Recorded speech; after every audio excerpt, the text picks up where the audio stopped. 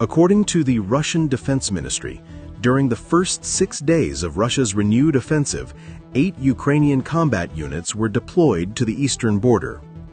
Meanwhile, Ukrainian intelligence reported that 8,825 servicemen and 11,173 drones have been mobilized in response to Russia's attacks. Interfax intelligence also confirmed that military activity along the front line remains extremely high. General Oleksandr Syrsky stated that since the beginning of November, Russia has carried out 150 missile strikes and more than 2,000 drone attacks on Ukraine's energy infrastructure.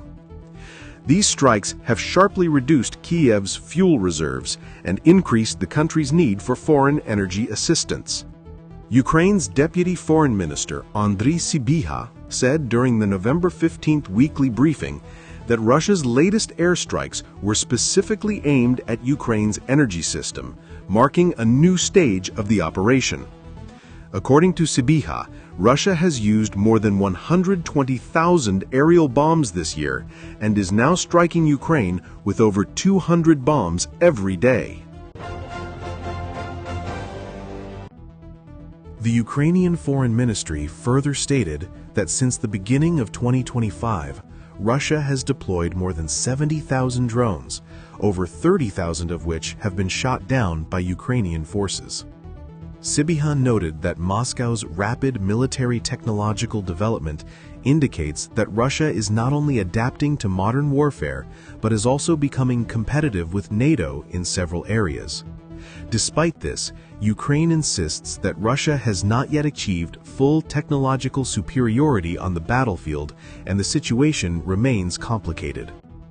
According to the UN Human Rights Monitoring Mission, by 2025, the Ukrainian Prosecutor General's Office has documented 161,461 war crimes.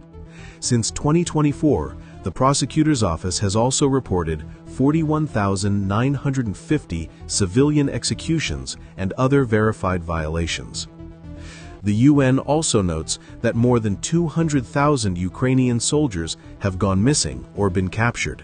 Many of them have been sentenced to up to 4 years in detention under wartime regulations. Now let's move to Europe.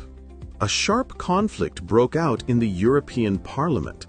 According to Bloomberg News, on November 14th, Polish MEP Grzegorz Braun sparked major controversy after accusing the European Commission of trying to silence critics of its Ukraine policy. Braun specifically targeted European Commission President Ursula von der Leyen, saying she had crossed a line that cannot be reversed. Following this incident, the European Parliament temporarily suspended Braun's voting rights and participation in sessions. As negotiations over the EU's 2025 budget grew increasingly tense, von der Leyen warned that delays in approving the budget could jeopardize long-term financial assistance for Ukraine. Many EU states agree the support is necessary, but still insufficient given the scale of the conflict. Despite internal disagreements, EU officials maintain that supporting Ukraine remains a strategic priority. In conclusion, the situation on the Russia-Ukraine front line is entering one of its most dangerous phases yet. Russia continues to intensify its attacks, using thousands of drones and bombs, while Ukraine struggles to protect its cities, infrastructure, and soldiers. At the same time, Europe is facing internal political tension, raising serious questions about the future of financial and military support for Kyiv.